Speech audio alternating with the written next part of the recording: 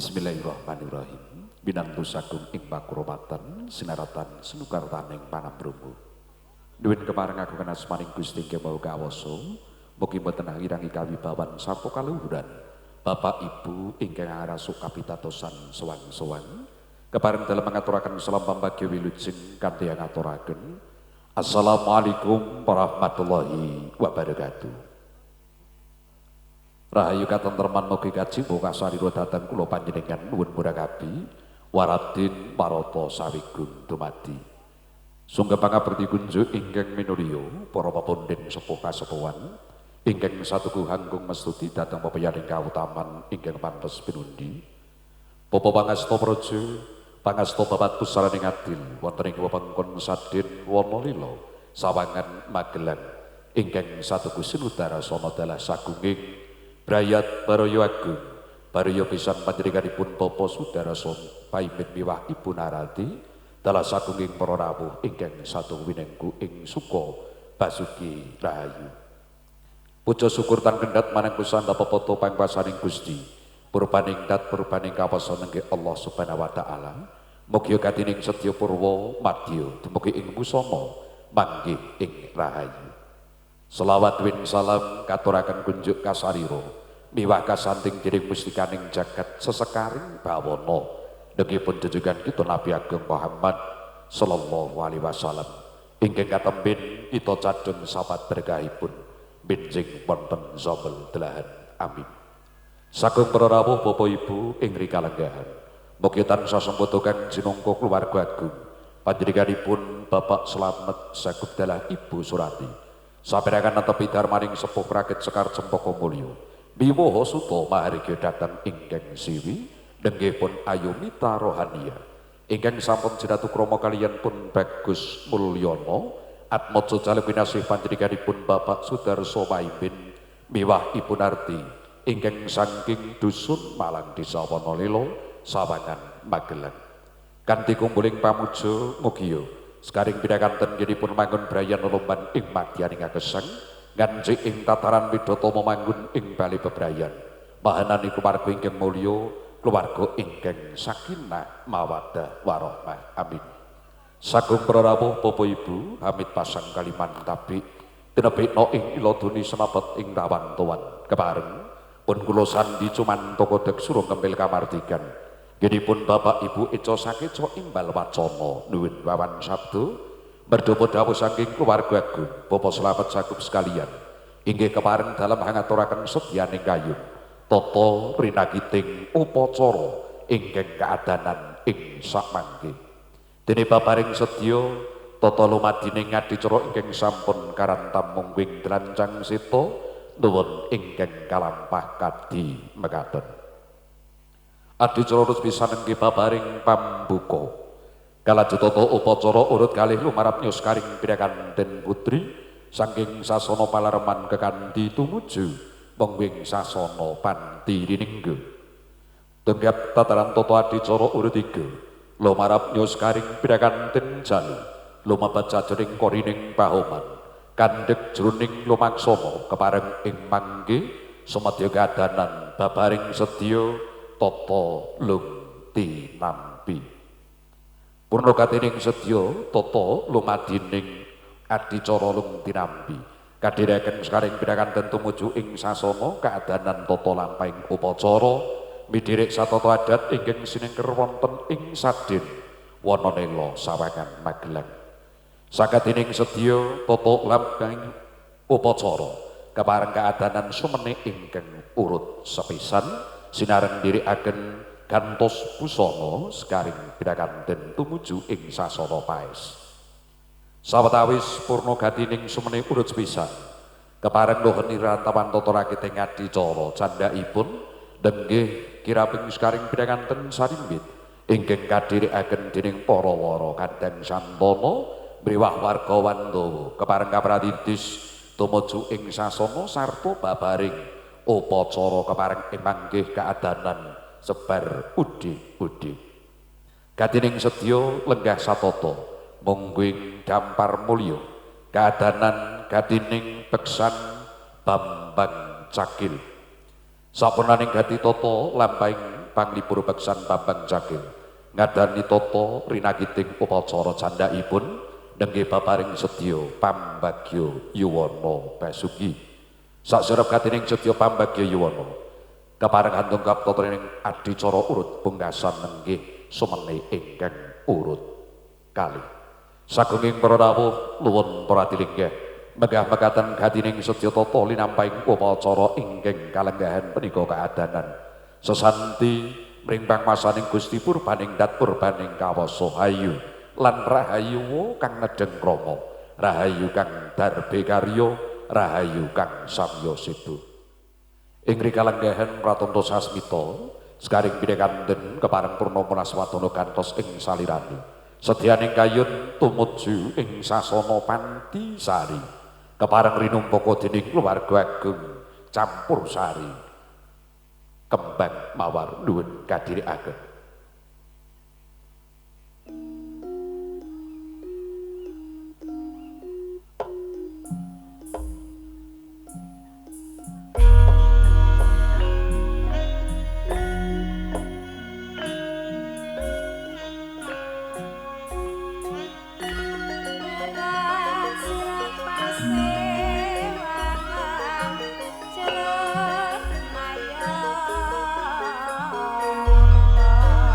lihat langening kalang kewan pandamunsar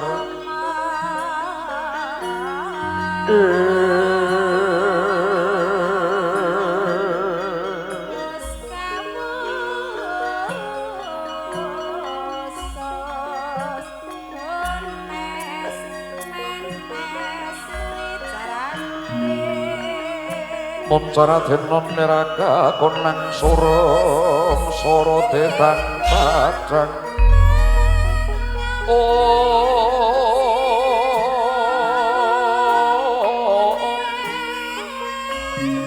Bismillah merwakani kondo minangka hangrupaka dhateng satindak ira sekaring pirakanten putri pun Ayumita Rohaniah sinareng satingal ira sang Hyang Pratangga Pratandha latri cepa kanggo wanti ing rahima ingkang kapandhutan dening Hima Gambara Piwahan Soma ingkang sumedya andayani linarasing sasana kang hayem sapemak akayung kinenggung wiyaring jajahan nuhring keprabon pamakaring arat mangkono ta salatri datan ana pedhote pinunggil kang awit kacarita madyaning sasana kang katon edi kelawan endah seblak sampur angulah beksa sang suba manggala minangka pendhiding lampas kaling pirakanten putri daya andherekaken sarta amratitisaken sasana kang kebak mulya kebak ing kanugrahan sak wingkingira ingkang winastan patasak kembaran dasar kembar ing busana kembar ing warna minangka pralambang kembaring rasa tresna lan kabagyaaning sekaring pirakanten nenggih pun Ayumita Rohaniah miwah pun Bagus Mulyana satata lumaksana mangkono ing madyaning sasana nenggih mustikaning wiwaha sekaring pinakanten putripun Ayumita Rohaniah ingkang kampangi jajar wayang kaliyan ingkang minulya panjenenganipun Bapa Slamet Sanggup dalah Ibu Surati mangkono gatining sedya lumaksana nekenaken rasa pangati-ati satindakan deksa pecak mangkupan yayah kaditak saka kang kapidak ing pedhite mula keng padana semono kang adilar pindho kencana kang binabar sasuraring netra kang hantamar kang inan meweng ing pranaja sitet patut ing ageman kadidene sang putri nata kang kedhak sing moko miyak kang samya seba lolonan yen lumaksana manung lumampah kadhirikaken dening para pagrayu binayang bayang kadhe absari kasuwargan satata lumaksana tumuju ing sasana Panti Mulya ya senebating sasana Panti Sari napa pebarunaning kandha Panti wis aran papan sari sinebat ing taman panyaya kadhi sasana ya swasana kang katon edi kelawan indah kebaing sesekaran maneka warna kang katon tumpuk trubus tumaruna wilis wimbuh katon ijo royo-royo minangka pralambang kamakmuran lan katentremane ingkang tumanduk dhateng Sekaring Pidhakanten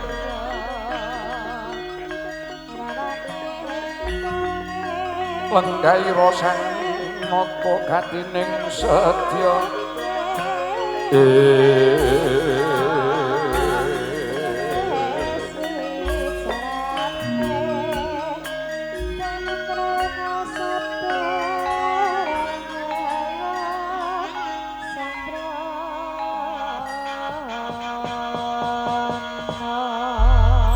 satunggiling para rawuh Bapak Ibu nuwun kepareng Sekaring Pidhakanten putri sampun kepareng lenggah antuna raras mungguing sasana adi ya Panti Sari jroning kayun prasetya hangrantu dhateng pepujaning nala nenggih Sang Bagus Mulyana tanggap ing sasmita juru sumbaga nuwun kepareng hangarapaken Sekaring Pidhakanten jalu saking madyaning sasana palerepan kakanthi tumuju mungguing sasana Panti Mulya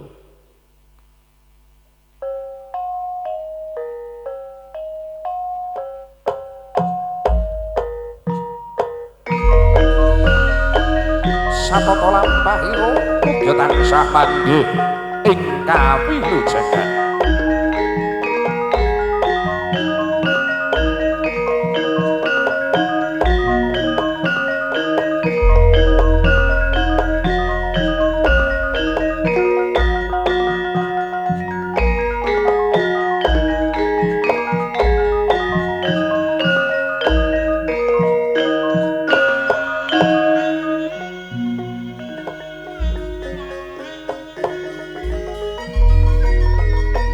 Sasadara kang kasambut ing mega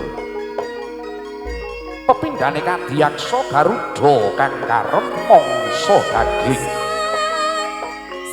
ambing degodongan padha blasah ning lemah sarana sung pakurmatan dhateng rawuh Sekaring Pidhakanten jalu Sang Bagus Mulyana mangkono satindakira ingkang kadhirikaken dening Rama miwah Ibu Daladuta pangarsa panjenenganipun Bapa Sudara saha paimpin sekalian panjenenganipun Bapa Wagi miwah Bapa Pangabit satata lumaksana lembyan Mrakasimpir ya anggat jauling Katon Agung Prabu miwah Amrabawa Agung ateges kebak ing kaendahan kang sanyata adi kelawan luhung Prabawa sinuka kawibawan kadidedeging Sang Nalendra ya Sanata ingkang tedhak siniwaga gemala marap mungguing sasana adi ya sasana Panti Pinatsak ya sasana adi linuwih Riresan Suba Manggala ingkang kepareng amraditesaken lampah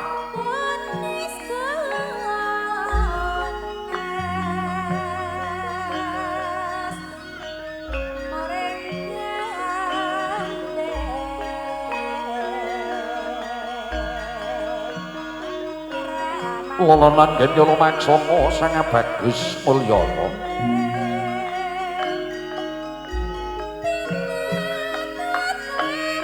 satata mungking sasana adi para-para kang samya handherekaken mangkono to alur selur kadi dene selo brangidi selo beranganing matu brangidi sinebat ing semut mangkono sataba lampahira Genyodaya paring puja miwaku puji dateng sekaring prakanten sarimbit dayamana kamulyan jati ingkang tumandhut dateng sekaring prakanten sarimbit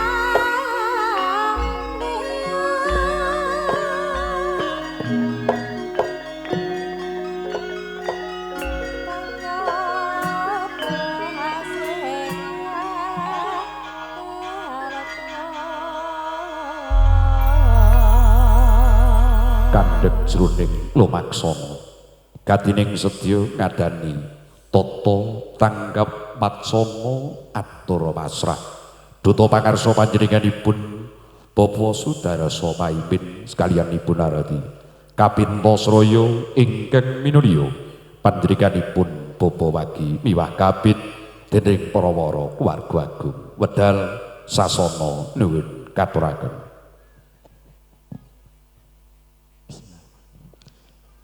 Assalamualaikum warahmatullahi wabarakatuh. Sih wilasaning Gusti Wang Murbeng dumadi. Mugi katedhakno kabagian, kamulyan, kawilujengan saha katentreman. Tumanduk wonten pangarsanipun para tamu kakung Sumawana Putri. Sumarambahipun dhateng kula. Lho nggih kepareng kunjuk wonten pangarsanipun para pinisepuh, para sesepuh dalah para pepundhen ingkang sampun pana ing pamawas lebda ing pitutur ingkang satuhu kula bekteni. Kepareng kunjuk wonten pangarsanipun para pangemban, para pangembating praja miwah satriyaning negari ingkang tasih rumagang karya punapa dene ingkang sampun purana karya ingkang pantes minangka dados pandam panduming para kawula dasih ingkang satuhu kula bekteni. Mugi kunjuk wonten pangarsanipun para alim, para ulama, para kiai, langkung-langkung para pangarsaning agami ingkang saestu rinten kelawan dalu boten kendhat sumanding kitab suci gemah wahyuning ilahi minangka panuntuning kiblating panembah ingkang saestu kula bekteni.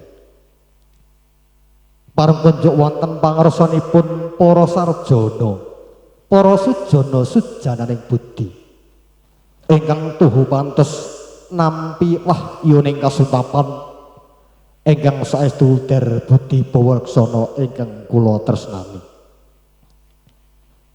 Kepareng kunjuk wonten pangarsanipun kadang besan Sustresna nuninggih panjenenganipun Bapa Slamet sekalian ugi ingkang saestu kula tresnani. Langkung-langkung wonten pangarsanipun para tamu kakung Sumawana Putri ingkang saestu mboten saged kula sebat setunggal mboko setunggal sedaya ingkang pantes nampi sagunging pakurmatan. Murwakani atur langkung rumiyin sumangga kula dherekaken sesarengan manengku puja hastawa dala puji hastuti. Syukur dhateng ngarsanipun Gusti Purbaningrat. Nun inggih awit saking karahmatan taufik sarta hidayahipun ingkang sampun kaparingaken dhateng panjenengan sedaya dalah kula.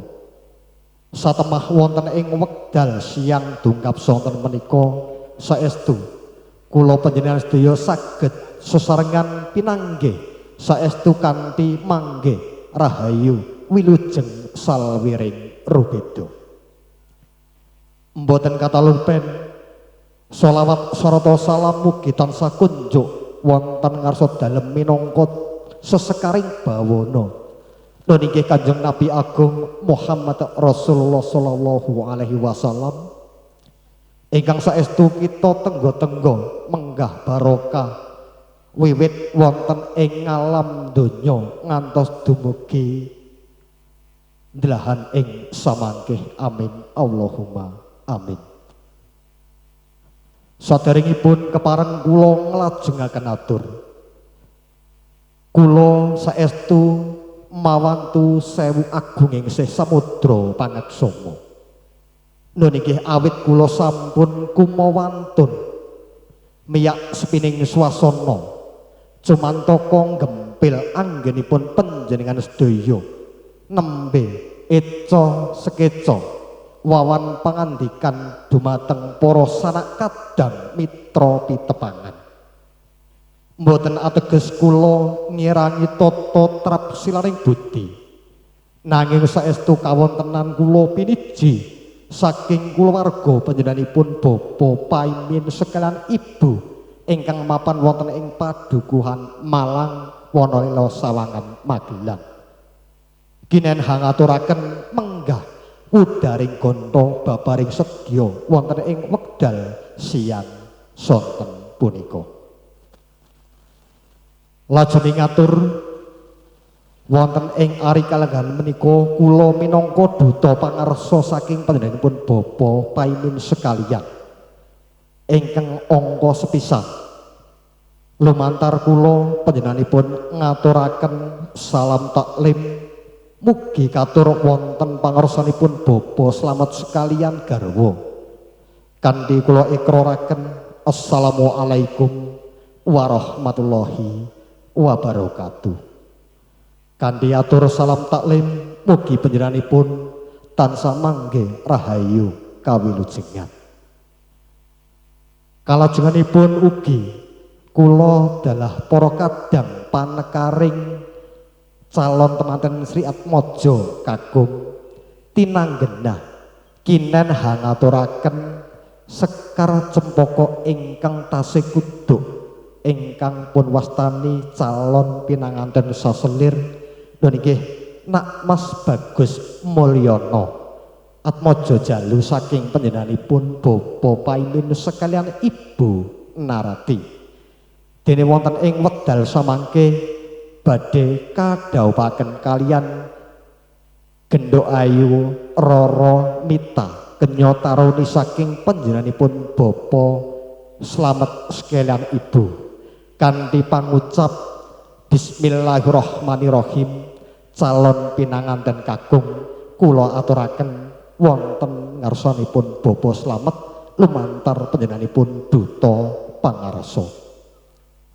Lajune ngatur mbok bilih calon pinanganten Jalu sampun katampi kanthi sukarna ing penggalih wonten dalemipun bapa slamet lumantar panjenenganipun duta pangarsa. Wedal ing samangke kula sak pangombyong pinanganten Jalu namung nderek ndedonga memuji dhateng ngarsanipun Gusti Hyang Murbeng dumadi mugi putra sarimbit ing samangke dadosa keluarga ingkang sakinah mawaddah warahmah. Lajune ngatur bilih wonten ing wekdal siang tunggap sonten menika panjenenganipun bapa paimin sekalian garwa ugi hangaturaken angsal-angsal utawi angsul-asul wonten ngarsanipun bapa slamet sekalian garwa sinaosa ingkang pun aturaken boten srasa lan mirasa sedaya kala wau namung kangge hanambahi rumah keting anggenipun samya kadang bebesanan mugi pun paringi langgeng ngantos dumugi kaken-kaken saha inen-inen. Ingkang salajengipun ugi bilih ing tembe wingkingipun calon temanten kakung badhe nderek cumondhok wonten ing padukuhan Sanden kanthi menika kula minangka duta saking bapa paimin sekalian garwa mangsa bareng anggenipun caos panggula wentah dhateng anak kula Mulyana murih ing tembe wingkingipun dados putra ingkang migunani dhateng sesamining agesang.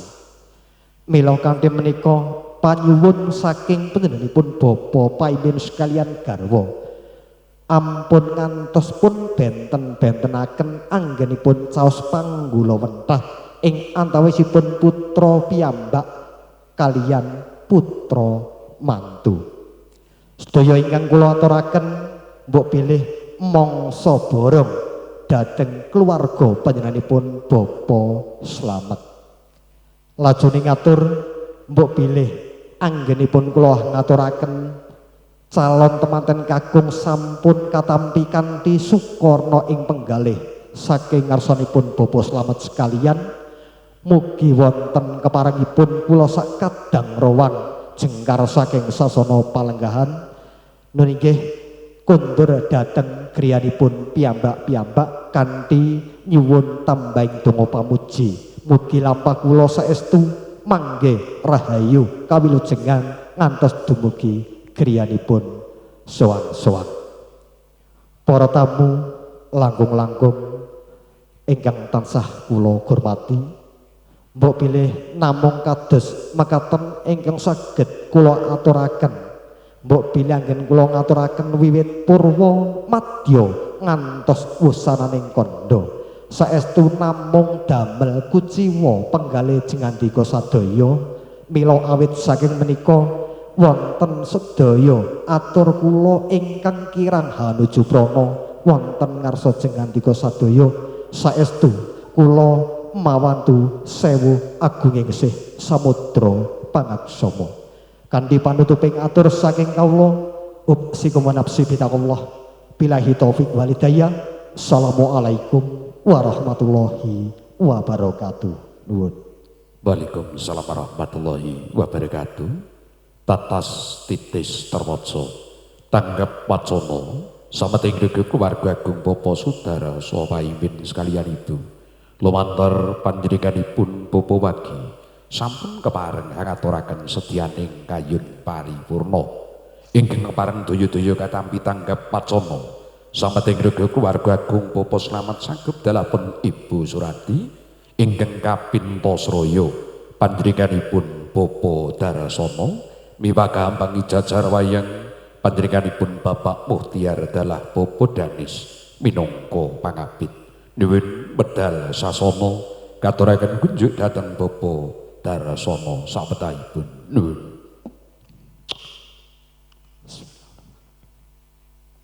Amit manebbu kebareng hambuka piwaraning kandha nanging saderengipun tansah ngaturaken assalamualaikum warahmatullahi wabarakatuh.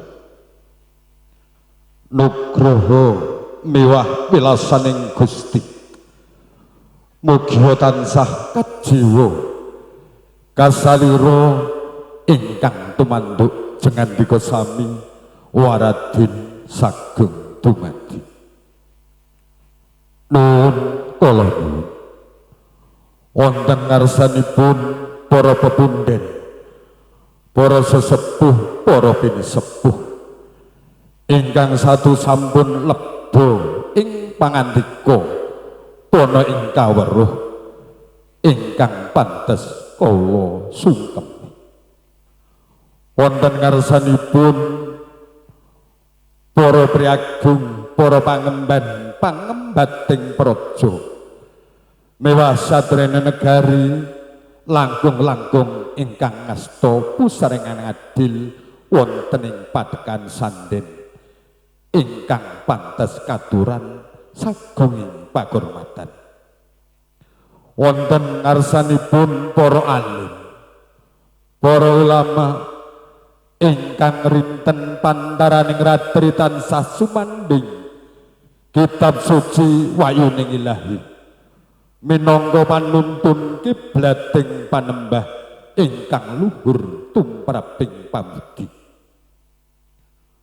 Wonten ngarsanipun keluarga ageng panjenenganipun Bapa Sudarso Paimin ingkang ijil saking Padekan Malang, Kademangan Wonolelo, Kecamatan Sawangan, nderek Kabupaten Megel, ingkang tansah dahat kalinggo murdaning akrami. Wonten ngarsanipun para putri kagung sinedhahan. Saderengipun semangga sareng-sareng tansah muhung mangestu nggonto wonten ngarsanipun Gusti ingkang murbing dumadi. Sahingga wonten ing pahemban siang sonten puniki kula dalandika sami tansah manggih kabejan kamulyan tuwin kawilujengan. Solawat menggasalah mugi kunjuk wonten junjungan kita nuninggih Nabi Agung Muhammad sallallahu alaihi wasallam, salah satunggaling nabi ingkang badhe paring syafaat dumateng umatipun awit wonten ing jana loka ngantos dumugi loka baka samangke. Kanthi linambaran trapsilaning budi mewah ngaturaken agunging aksama keparenga tiyang kula ngadeg mangayur-ayur gempil kamardikan panjenengan ingkang saweg nedeng-nedengipun imbal wacana. Nggih awrat kula sulih salira saking panjenenganipun Bapa Slamet sekalian Ibu Surati ingkang kepareng hanampi saha nanggapi atur pangandika pasrah saking panjenenganipun Bapa Sudarso Paimin lumantar Cundaka pangarsa panjenenganipun Bapa Wagi ingkang angga sepindhah Cundaka pangarsa saking panjenenganipun Bapa Sudarso ngaturaken salam saha taklim. Salam saha taklim tansah kawula tampi kanthi kawula ikraraken ngalaika wa Waalaikumsalam warahmatullahi wabarakatuh. Mugi salam taklim kula wau saged mahanani dumateng keluarga ageng panjenenganipun Bapa Slamet, mugi tansah manggih ing katentreman boten mangyalangan satunggal punapa. Dene ingkang angka kalih panjenenganipun ngaturaken sekar cempaka mulya ingkang tasih kuduk nuninggih calon pengantin kagung ingkang pun peparab Bagus Mulyana. Panyuwunipun ing mbok bilih sampun dumugi titi tumapaing gati wanci kang piniji hari kang pinilih nuninggih wonten ing ari Buddha manis. Ing mbok bilih samangke sampun dumugi titi wanci kepareng badhe kapanggihaken saha kadhawuhaken kalian Roroh Ayumita rohaniah putra putri saking panjenenganipun Bapa Slamet miderek satataning adat widi lan widono ingkang sampun sinengker. Lan sawanipun Bapa Sudarso kepareng ngaturaken salah satunggaling abon-abon sedaya kula wau katampi kanthi sukuh renaning penggalih bingaing manah sedaya kagem nyambung piraketing anginipun sami bebesanan. Panjenenganipun Bapa Slamet boten wawantu-wantu wujud kathah pun sekedhikipun naming sedaya kasuwun kaikhlasanipun penggalih. Lan salajengipun panjenenganipun Bapa Sudarso miji dhateng Cundaka pangarsa bilih kang putra cumondhok wonten ing papan mriki masrahaken panggula wentah sedaya purba wasesa kagunganipun Bapa Slamet minggahing baraya ageng. Ing bilih adicara sampun kepareng paripurna keluarga saking panjenenganipun Subaba Sudarso Pamin kepareng badhe medal pasilan badhe nyuwun pamit.